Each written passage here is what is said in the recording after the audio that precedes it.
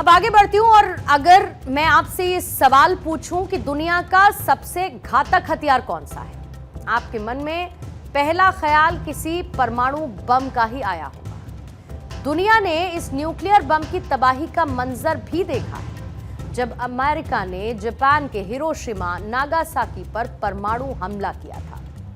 इस बात को कई दशक बीत चुके हैं, लेकिन आज किस तरीके से परमाणु शक्ति प्रदर्शन दिखाने की होड़ मची है, जो कि एक भयावह संकेत है। इस वक्त दुनिया में दो देश, एक तरफ इजराइल और दूसरा ईरान, जंग के मैदान में एक दूसरों पर मिसाइल बम बारूद से एक दूसरे के वजूद को चुनौती दे रहा है। मिसाइल के अटैक से शुरू हुई इस जंग में न्यूक्लियर वॉर की आहट सुनाई दे रही है, लेकिन दूसरी तरफ चीन अपनी एटमी ताकत बढ़ाने में जुटा है। जिनपिंग का परमाणु प्लान दुनिया के लिए सीधी सीधी न्यूक्लियर थ्रेट के तौर पर देखा जा रहा है, सीधे सीधे न्यूक्लियर थ्रेट के तौर पर देखा जा रहा है।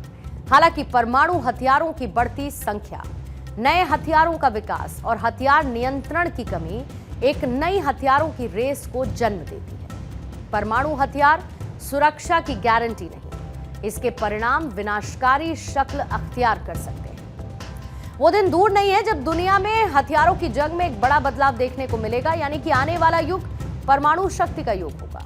आपने देखा होगा कि किस तरीके से आए दिन पाकिस्तान के नेता परमाणु युद्ध की धमकी देते हैं, लेकिन भारत ने पाकिस्तान की इसी परमाणु धमकी की हवा निकाल दी, क्योंकि भारत ने उस मेक इन इंडिया सुरक्षा कवच को बना लिया, जो चाइनीज वेपन्स की तरह ही पाकिस्तान के परमाणु हथियारों को भी नाकाम कर देगा। इसी बीच सिप्री की ताजा रिपोर्ट दुनिया के लिए गंभीर मैसेज है। दरअसल चीन अपने परमाणु हथियारों को तेजी से बढ़ा रहा है।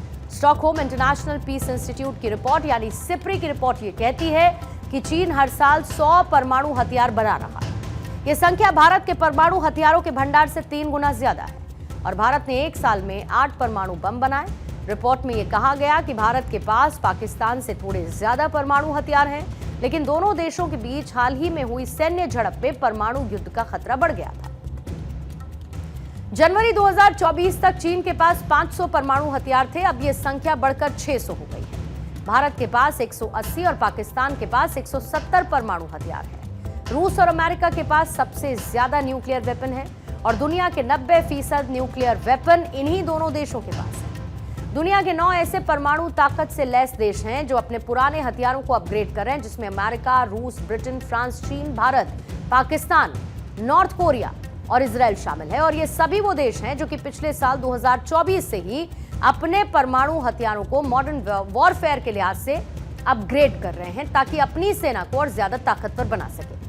हाल ही में चीन को लेकर यह खुलासा हुआ था कि बीजिंग परमाणु परीक्षण करने की तैयारी भी कर रहा है।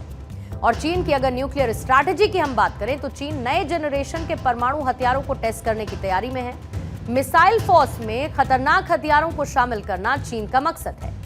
सैटेलाइट तस्वीरों से पता चला कि चीन में एक पुराना सैन्य बेस भी है और चीन के इस सैन्य बेस को लोपनूर के तौर पर जाना जाता है। चीन की सेना का यह बेस एक बार फिर से एक्टिव हो गया है और लोपनूर बेस पर 60 साल पहले पहला परमाणु विस्फोट किया था, परमाणु परीक्षण किया था।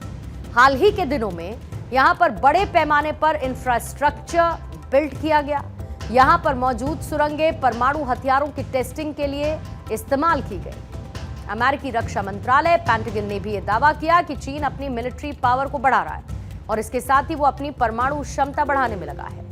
रूस यूक्रेन युद्ध से चीन सीख रहा है ताकि वो ये समझ सके कि ताइवान का संघर्ष कैसा हो सकता है। चीन जो कि एक नई इंटरकॉन्टिनेंटल मिसाइल सिस्टम को भी विकसित कर रहा है, जिसमें पारंपरिक हथियारों का इस्तेमाल होगा।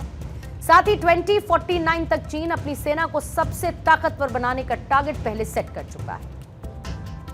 चीन का लक्ष्य 2049 तक वर्ल्ड क्लास मिलिट्री बनाने का है, लेकिन चीन शायद ये भूल गया और वो इस मुगालते में है कि आज का नया भारत, जिसमें आत्मनिर्भर भारत की झलक है और हिंदुस्तान की ताकत का लोहा पूरी दुनिया मान रही है। भारत ने हाल ही में ऐसी स्वदेशी बैलिस्टिक मिसाइल डिफेंस यानी कि बीएमडी प्रणाली डेवलप की, जो कि दुश्मन के परमाणु हमलों को नाकाम करने में सक्षम है, फिर चाहे चीन हो या फिर पाकिस्तान। भारत उसकी गीदड़ भभकियों में नहीं आने वाला है।